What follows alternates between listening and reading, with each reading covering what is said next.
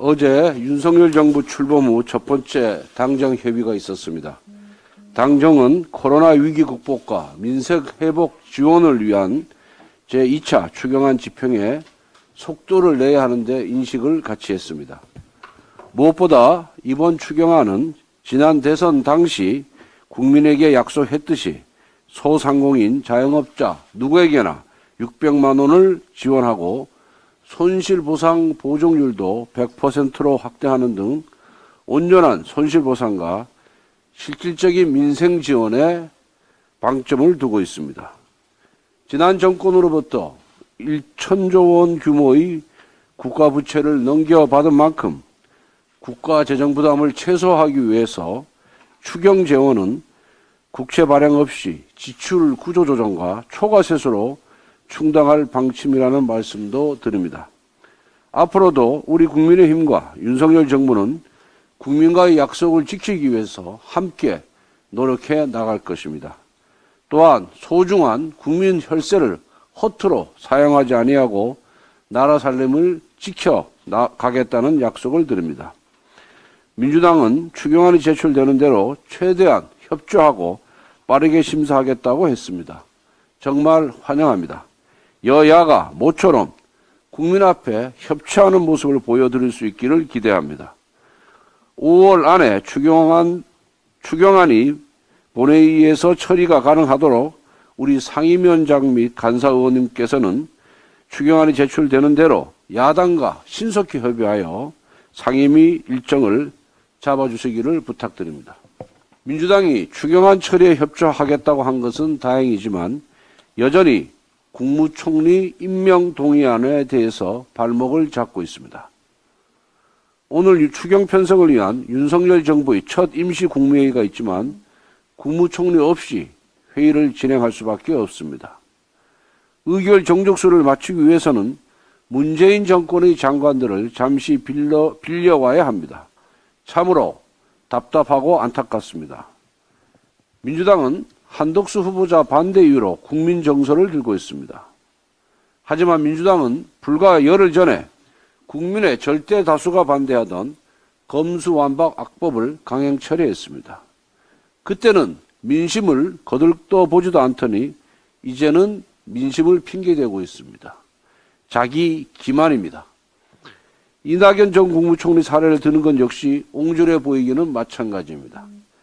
당시 이낙연 전 총리 후보자는 위장전입, 세금 탈루, 병력 기피 등의 의혹을 받았습니다.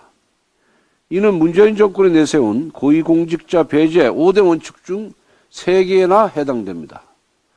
야당으로서는 문 정권 스스로 내세운 원칙도 지키지 못한 잘못된 인선임을 지적할 수밖에 없었습니다. 더구나 지금 민주당은 한동훈 법무부 장관 후보자 인사청문회를 개그 콘서트로 만들었다는 국민 질타를 받고 있습니다. 자신들이 준비 부족을 탓하고 부끄러워하기는커녕 한덕수 국무총리 인줄로 잡아 다른 장관을 낙마시키겠다고 하는 것은 구태 중에 구태라고 할 것입니다. 지금 국민들은 국정 안정을 바라고 계십니다. 새 정부가 정책 변화를 통해 민생과 경제에 활력을 불어넣기를 기대하고 계십니다. 박병석 국회의장님께 정식으로 요청합니다. 더는 지체할 수가 없습니다. 당장 오늘이라도 본회의를 소집해 주십시오. 여야 합의가 안 된다면 국무총리 임명 동의안을 직권상정해 주십시오. 박병석 국회의장님의 결단을 촉구합니다. 민주당에도 거듭 호소합니다. 국무총리 인준 표결로 협치 의지를 보여주시기 바랍니다. 더 이상의 국정 발목 잡기는 민주당에게 독이 될 뿐입니다.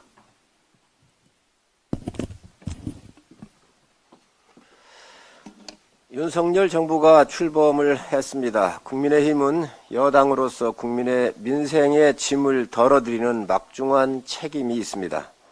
지금 대한민국은 고물가, 고금리, 고환율이라는 3고 현상과 경상수지와 재정수지가 모두 적자인 쌍둥이 적자 가능성까지 제기되고 있습니다.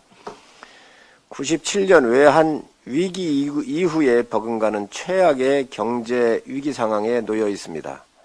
코로나19 소상공인 지원, 솟구치는 물가 안정 대책, 부동산 정상화 등 국민에게 약속한 민생 현안도 산적해 있습니다.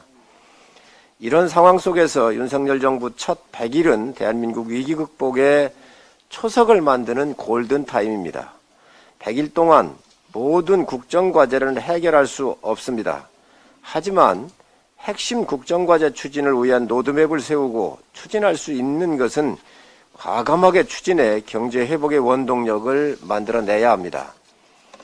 국민의힘은 윤석열 정부의 가장 시급한 과제인 물가 안정 등 민생 안정 대책을 적극 뒷받침하겠습니다. 먼저 국민의힘이 현장의 목소리를 듣고 현장의 요구사항을 정책화하는 가교 역할을 하겠습니다.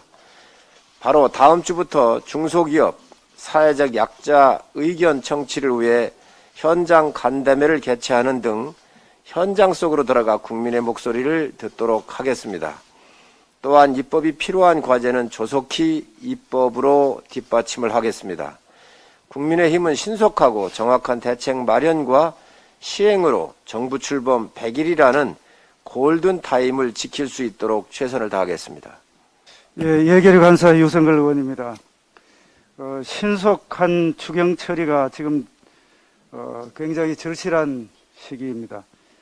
어제 국민의힘은 윤석열 정부 출범 후에 첫 당정 협의를 열어서 코로나19 사태로 인한 영업 제한으로 피해를 입은 소상공인 자영업자 370만 명에 대해 최소 1인당 600만 원씩을 지급하는 추경안에 대해서 협의를 했다는 말씀을 드립니다.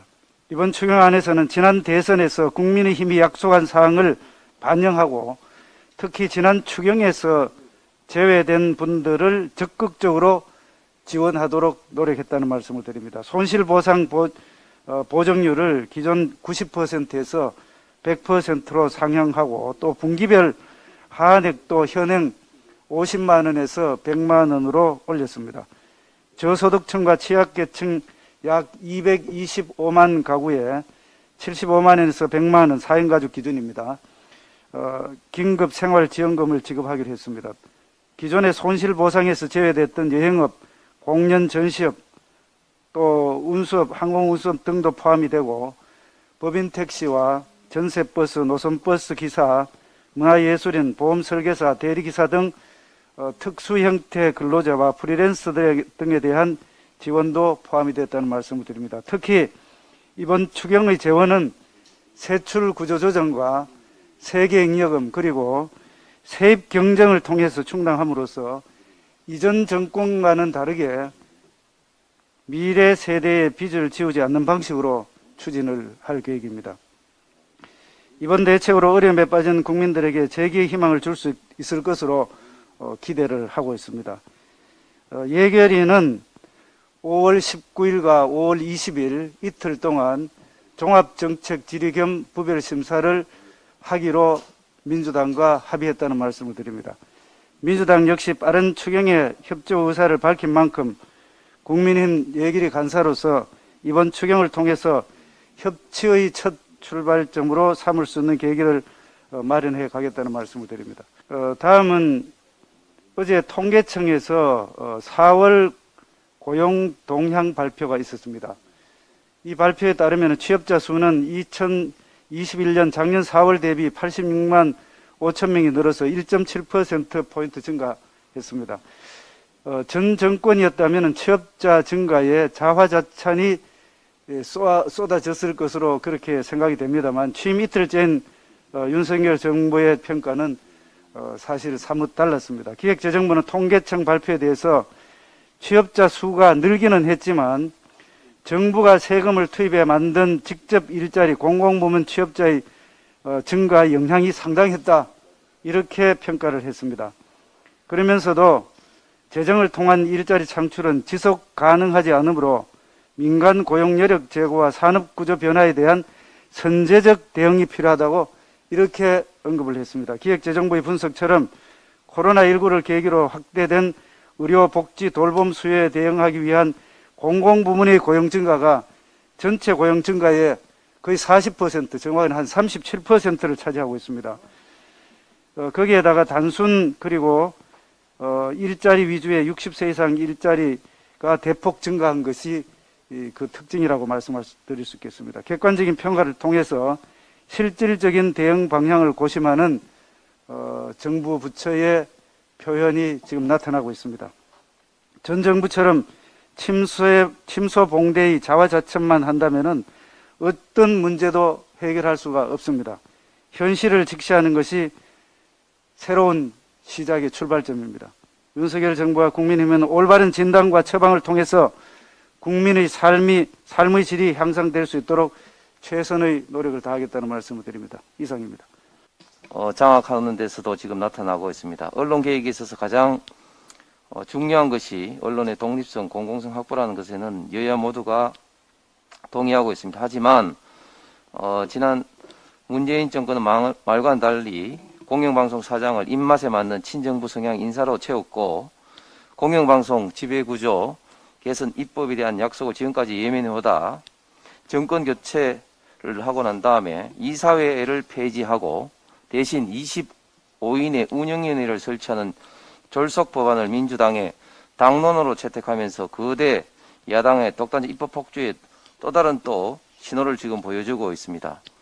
전문가들은 공영방송의 정치적 독립성을 둘러싼 논란이 지속되는 가장 큰 원인을 이사진 구성 방식과 사장 임명 방식을 꼽습니다. 즉 정치적 독립성 보장을 위한 가장 중요한 이사정의 구성 방식에 대해 민주당은 정치적 후견주의 방지를 빙자해서 협의와 협치가 아닌 악법을 졸속으로 만들어 입법 폭주를 강행하려 하고 있습니다. 운영위원 추천 권한을 국회, 학회, 현업단체, 종사자, 시청자들의 분배해 이른바 정치적 후견주의를 최소화하겠다는 취지로 시작되었지만 이는 언론 노조와 가까운 직능단체나 학회, 방송 종사자들이 운영위원 추천 권한을 지니게 되면서 새롭게 꾸려질 운영위원회는 언론 노조나 민주당의 유리한 구조로 조성될 것으로 예상됩니다. 민주당이 추진하는 악법을 살펴보면 운영위원 25명, 25명 중에서 한 5분의 3 이상이 친민주노총 인사들에 의해 장악될 가능성이 큽니다. 방송법 개정안이 통과된다면 공영방송사의 대표이사 선임은 물론 방송사의 전반적인 운영을 민주당과 친민주노총 세력이 쥐락펴락하면서 국민을 위한 공영방송이 아닌 자기 자신에 있던 진영을 위한 영구 장악을 하려고 할 것입니다. 이러한 악법이 현실화되면 그동안 우리가 겪어왔던 각종 불공정 편파 보도 참사는 물론이고 국민의 뜻에 반하는 그들만의 공영방송이 될 가능성이 큽니다. 민주당은 공영방송 영구장악법 혹은 김해철 보호법, 민주노총 출신 사장보호법 등이 인식하여 불리는 공영방송 지배구조 개선 법안에 대한 입법 폭주를 지금 멈춰주실 것을 강력히 촉구합니다. 이상입니다.